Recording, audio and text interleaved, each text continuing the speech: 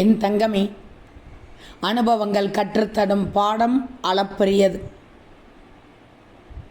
தீயை பிடித்து தெரிந்து கொள்வதை விட தீண்டி காயம் பெற்றுப்பார், அது அனுபவமாக இருக்கும். இறக்கும் வரை நெஞ்சில் நிலைத்து நிற்கும். தயவு செய்து துன்பங்கள் அனுபவித்த காலத்தை மறந்துவிடு.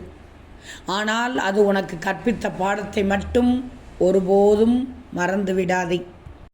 தங்கமே, சின்ன கல்லை தூக்கி எறிந்தால் கண்ணாடி சிதறிவிடும். அதேபோல் மனதில் சின்ன சலனம் ஏற்பட்டால் எடுத்த செயல் தோல்வியில்தான் முடியும்.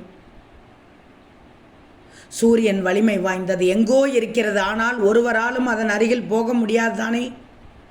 ஆனால் அந்த பெரிய சூரியனை கிணற்று நேரில் காண முடியும். கிணற்றுக்குள் அதன் பிம்பத்தை பார்க்க முடியும்.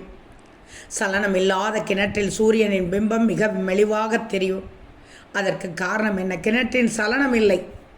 அதனால் சூரியனின் பிம்பம் மிக தெளிவாக தெரிகிறது. அதுபோல்தான் உன் உள்ளமும். உன் சாய் என்ன சொல்ல வருகிறேன் என்பதை மட்டும் கவனி.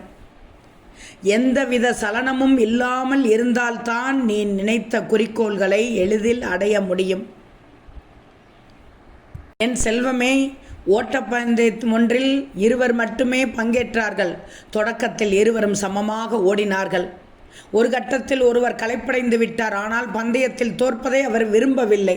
அதனால் மற்றவரை திசை திருப்பும் விதமாக ஆப்பிள் ஒன்றை உருட்டி விட்டார். அதை எடுக்க விரும்பிய மற்றவர் கவனம் தடுமாறியது. இதற்கிடையில் ஆப்பிளை உருட்டி விட்டவர் வேகமாக ஓடி எளிதில் இலக்கை அடைந்தார். இப்போதும் உன் சாய் என்ன சொல்ல வருகிறேன் என்றால், மனித வாழ்வும் ஓட்டப்பந்தயம் போலந்தான். சலனத்திற்கு இடம் கொடுத்தால் உன் எதிர்கால முன்னேற்றம் தடைபடும். அதனால் நிர்ணயித்த இலக்கை அடைய முடியாது.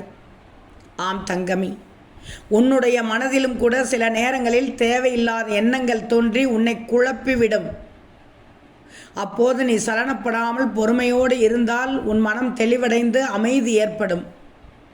நீயும் உன் வாழ்க்கை பயணத்தை அழகாக தொடர்ந்து செய்யலாம். ஓம் சாய்ராம்.